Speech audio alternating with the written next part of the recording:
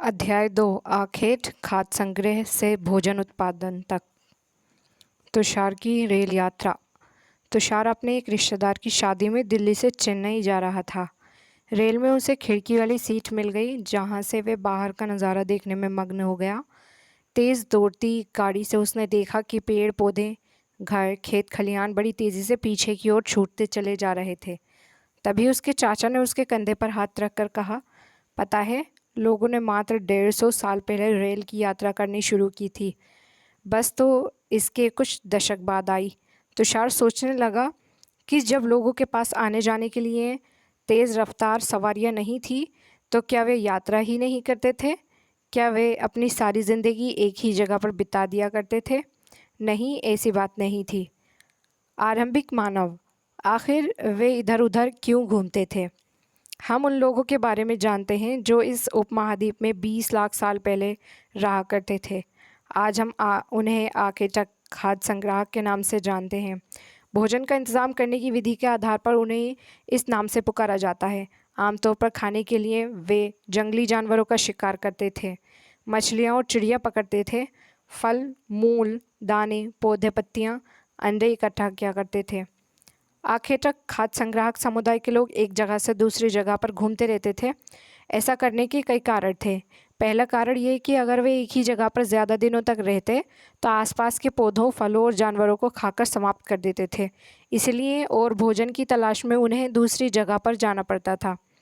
दूसरा कारण ये है कि जानवर अपने शिकार के लिए या फिर हिरण और मवेशी अपना चारा ढूंढने के लिए एक जगह से दूसरी जगह जाया करते हैं।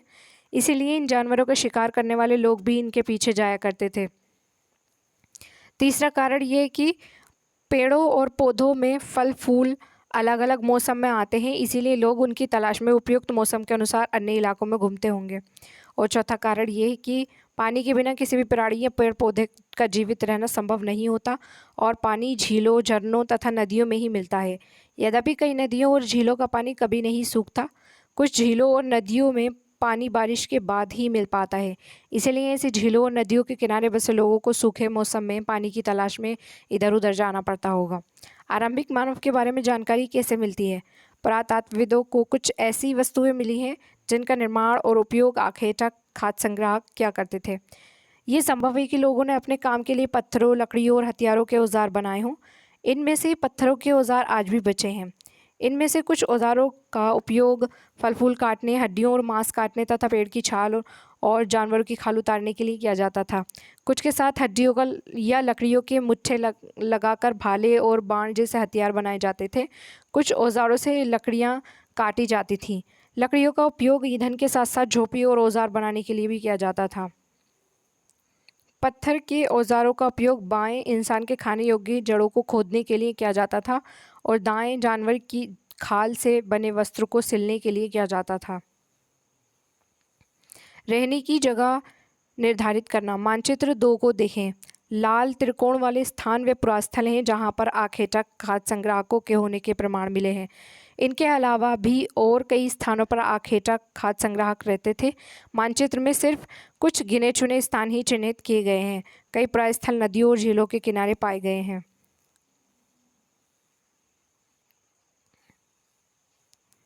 मानचित्र 2 कुछ महत्वपूर्ण पुरास्थल। चूंकि पत्थर के उपकरण बहुत महत्वपूर्ण थे, इसलिए लोग एक सी जगह ढूंढते रहते थे जहां अच्छे पत्थर मिल सकें। भीमबेटका, आधुनिक मध्य प्रदेश। इस पुरास्थल पर गुफाएं व कंदराएं मिली हैं। लोग इन गुफाओं में इसलिए रहते थे क्योंकि यहाँ उन्हें बारिश, धूप और हवा से राहत मिलती थी। ये गुफाएं नर्मदा घाटी के पास हैं। क्या तुम बता सकते हो कि रहने के लिए लोगों ने ये जगह क्यों चुनी होगी? शैल चित्रकला। इनसे हमें क्या पता चलता है? एक शैल चित्र। इस चित्र के बारे में बताओ। जिन गुफाओं में लोग रहते थे उनमें से कुछ की दीवारों पर चित्र मिले हैं। इनमें कुछ सुंदर उदाहरण मध्य प्रदेश और दक्षिण उत्तर प्रदेश की गुफाओं से मिले चित्र हैं। इनमें जंगली जानवरों का बड़ी कुशलता से सजीव चित्रण किया गया है।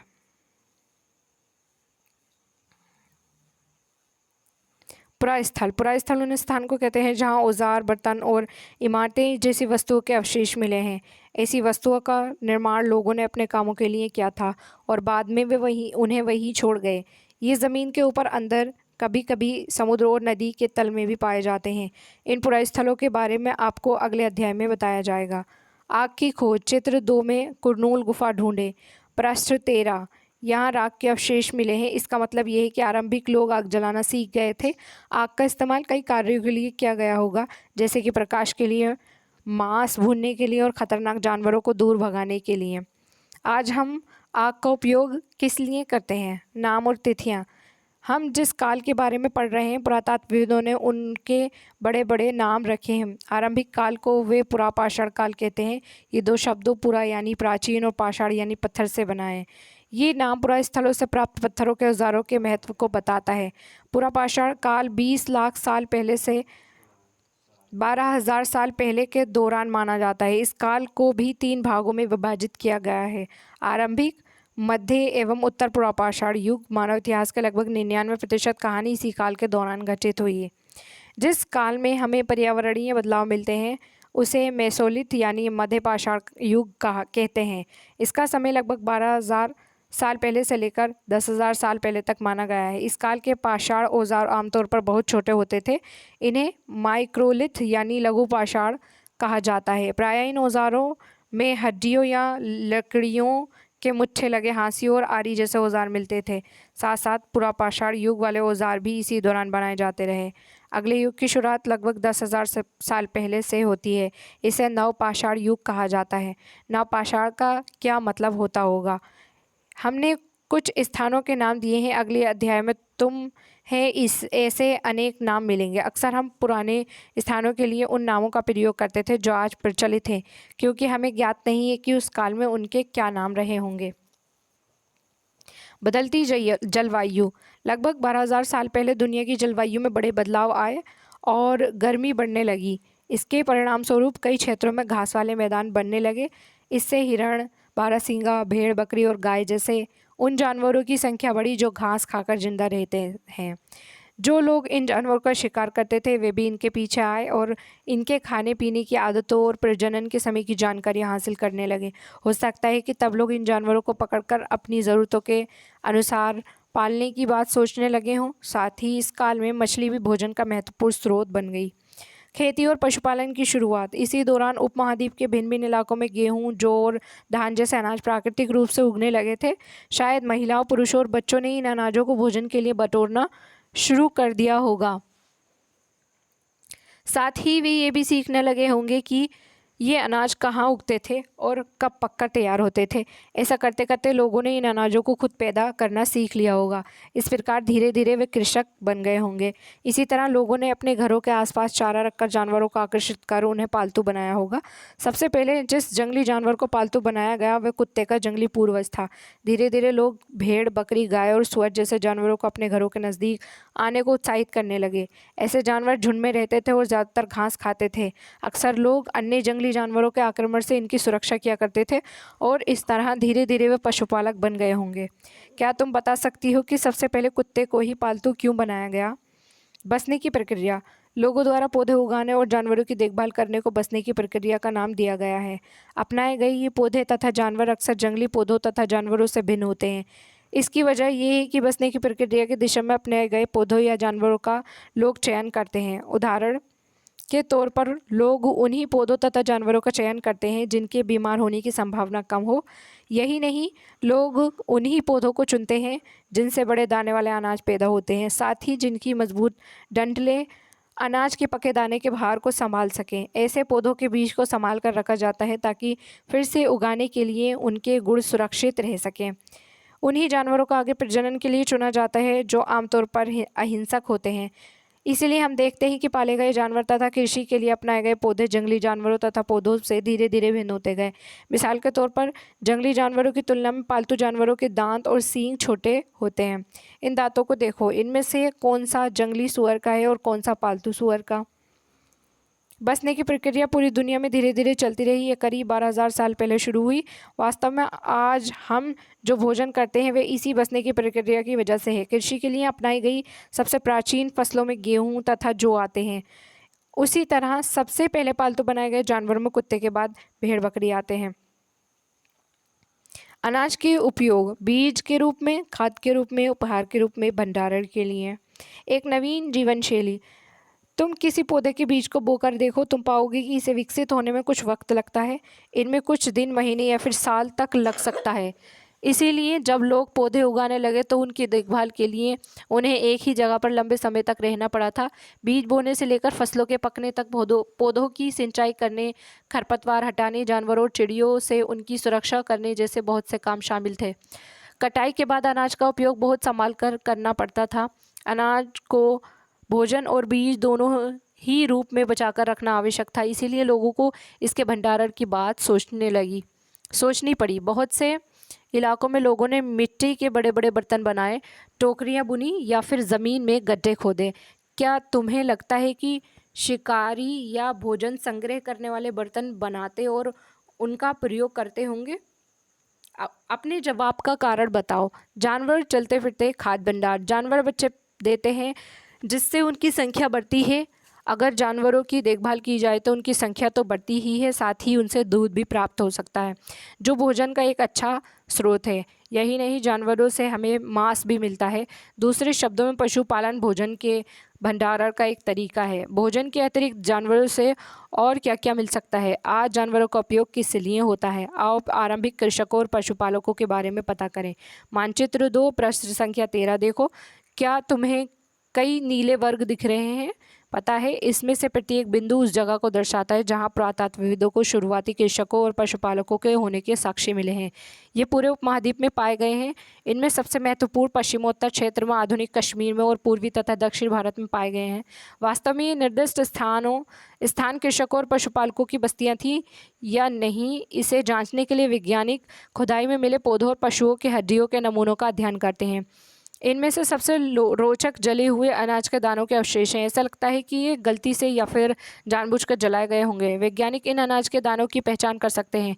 इस तरह हमें पता चलता है कि इस उपमहाद्वीप के विभिन्न भागों में बहुत सारी फसलें उगाई जाती रही होंगी। वैज्ञानिक विभिन्न जानवरों की हड्डियों की भी पहचान कर सकते हैं। स्थायी जीवन की ओर पुरातत्वविदों को कुछ पुराने स्थलों पर झोपड़ियों और घरों के निशान मिले हैं, जैसे कि बुरज़ोम वर्तमान कश्मीर में के लोग गड्ढे के नीचे घर बनाते थे जिन्हें गर्तवास कहा जाता है।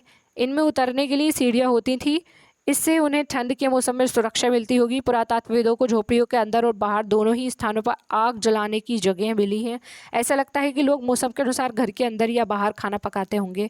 एक गर्तवास का चित्र बनाओ। बहुत सारी जगहों से पत्थर के औजार भी मिले हैं। इसमें से कई ऐसे हैं जो पुरापाषाण युगीन उपकरणों से भिन्न हैं, इसलिए इन्हें नवपाषाण युग का माना गया है। इसमें से वे औजार भी हैं जिनकी धार को और अधिक पेना करने के लिए उन पर पॉलिश चढ़ाई जाती थी। ओखली और मूसल का प्रयोग अनाज तथा वनस्पतियों से प्राप्त अन्य चीज़ों को पीसने के लिए किया जाता था।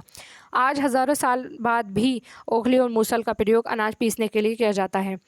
उसी तरह प्राचीन प्रस्तरयुगीन औजारों का निर्माण और प्रयोग लगातार होता रहा। कुछ औजार हड्डियों से भी बनाए जाते थे। नवपाषाण युग के कुछ उपकरण। नवपाषाण युग के प्रस्थलों से कई प्रकार के मिट्टी के बर्तन मिले हैं। कभी कभी इन पर अलंकरण भी किया जाता था। बर्तनों का उपयोग चीज़ों को रखने के लिए किया जाता था। धीरे धीरे लोग बर्तनों का उपयोग खाना बनाने के लिए भी करने लगे। चावल, गेहूँ तथा दलहन जैसे अनाज अब आहार का महत्वपूर्ण हिस्सा बन गए थे। इसके साथ साथ अब लोग कपड़े भी बुनने लगे थे। इसके लिए कपास जैसे आवश्यक पौधे उगाए जा सकते थे। क्या तुम कल्पना कर सकती हो कि इस पात्र में क्या रखा होगा? क्या ये परिवर्तन हर जगह एक ही साथ आ गए होंगे? ऐसी बात नहीं है। एक तरफ जहाँ कई जगह पर स्त्री पुरुष शिकार और भोजन संग्रह करने का काम करते थे, वहीं अन्य लोगों ने हजारों सालों के दरमियान धीरे धीरे खेती और पशुपालन को अपना लिया। बहुत जगह लोग मौसम के मुताबिक बदल बदल कर अपनी जीविका चलाया करते थे। सूक्ष्म निरीक्षण। मेहरगढ़ में जीवन मृत्यु। मानचित्र 2 प्रश्न 13 में मेहरगढ़ ढूंढो। ये ईरान जाने वाले सबसे महत्वपूर्ण रास्ते बोलन दर्रे के पास एक हरा भरा समतल स्थान है। मेहरगढ़ संभवतः वह स्थान है जहाँ के स्त्री पुरुषों ने इस इलाके में सबसे पहले जौ, गेहूँ उगाना और भेड़ बकरी पालना सीखा। यहाँ विभिन्न प्रकार के जानवरों की हड्डियाँ मिली। इनमें हिरण तथा सूअर जैसे जंगली जानवर तथा भेड़ और बकरियों की हड्डियां हैं। मेहरगढ़ में इसके अलावा चौकोर तथा आयताकार घरों के अवशेष भी मिले हैं। प्रत्येक घर में 4 या उससे ज़्यादा कमरे हैं, जिनमें से कुछ संभवतः भंडारण के काम में आते होंगे। मेहरगढ़ के घर का चित्र। मेहरगढ़ के घर शायद ऐसे दिखते हों। तुम जिस घर में रहते हो उसके साथ इस घर की क्या समानता है? मृत्यु के बाद सामान्यतया मृतक के सगे संबंधी उसके प्रति सम्मान जताते हैं। लोगों की आस्था है कि मृत्यु के बाद भी जीवन होता है, इसीलिए कब्रों में मृतकों के साथ कुछ सामान भी रखे जाते थे। मेहरगढ़ में ऐसी कई कब्रें मिली हैं। एक कब्र में एक मृतक के साथ एक बकरी को भी दफनाया गया था। संभवतः इसे परलोक में मृतक के खाने के लिए रखा गया होगा। मेहरगढ़ की कब्र का चित्र। क्या तुम बकरी के कंकाल को पहचान सकती हो? अन्यत्र। फ्रांस में गुफा में की गई चित्रकारी। अपने एटलस में फ्रांस ढूंढो। ये चित्र फ्रांस की एक गुफा का है। इस पुरास्थल की खोज लगभग 100 साल पहले 4 स्कूली छात्रों ने की थी। इस तरह के चित्र लगभग 20,000 साल पहले से लेकर 10,000 साल पहले के बीच बनाए गए होंगे। इनमें से कई जानवरों के चित्र हैं। इसमें जंगली घोड़े, गाय, भैंस, गेंडा, रेंडियर, बारहसिंगा और सुअरों को गहरे चमकीले रंगों से चित्रित किया गया है। इन रंगों को लौह अयस्क और चारकोल जैसे खनिज पदार्थों से बनाया जाता था। ये संभव है कि इन चित्रों को उत्सवों के अवसर पर बनाया जाता था या फिर उन्हें शिकारियों द्वारा शिकार पर निकलने से पहले कुछ अनुष्ठानों के लिए बनाया गया होगा। क्या तुम इन्हें बनाने का कोई और कारण बता सकते हो?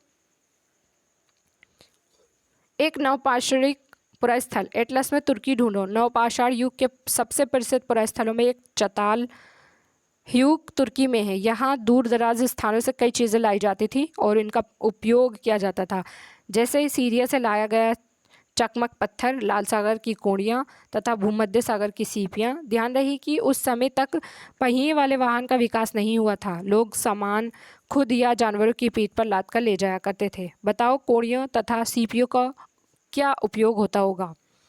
उपयोगी शब्द: आखेट, खाद्य संग्राहक, पुरास्थल, उद्योग स्थल, आवासीय स्थल, पुरापाषाण, मध्यपाषाण, लघुपाषाण, कृषक, पशुपालक, नवपाषाण युग, कब्र। कल्पना करो तुम आज से 12,000 साल पहले पत्थर की एक गुफा में रहते हो। प्रश्न 14 पर देखो। तुम्हारे मामा गुफा की एक भीतरी दीवार पर चित्र बना रहे हैं और तुम उनकी सहायता करना चाहते हो। तुम रंग बनाओगे,